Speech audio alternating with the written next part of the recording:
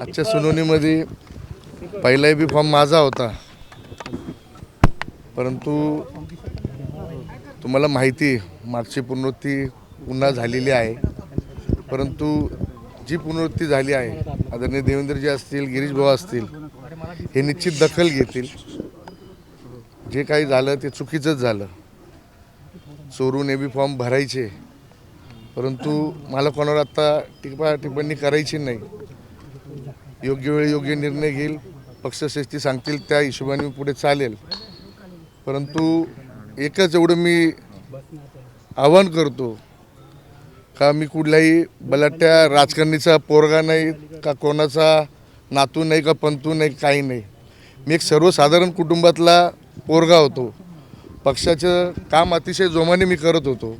पक्षाने माझ्यावर विश्वास ठेवला आणि त्या पक्षाने मला एबी फॉर्मसुद्धा दिला. परंतु घातपात करायची सवय असते, तसा घात परत माझा झालेला आहे. योग्य वेळी योग्य मी दिशा सांगेल आणि येत्या काळात तुम्ही सगळा बघायला आहातच. पण माझे नागरिक, माझे मायमाऊली सुज्ञ आहे.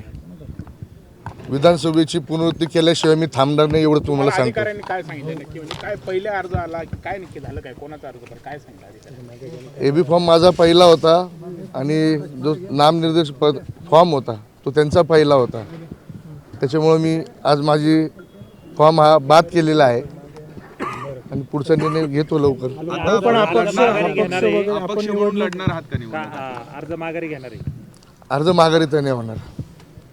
ही जीत विधान सभेची पुनरावृत्ती करून त्याच जोमाने, त्याच जोशाने या 29मध्ये माझी माय जनता त्याच पद्धतीने त्यांना उत्तर देईल, एवढंच सांगतो. बाकी काही नाही. पुन्हा मी तुम्हाला लवकर भेटतो. धन्यवाद.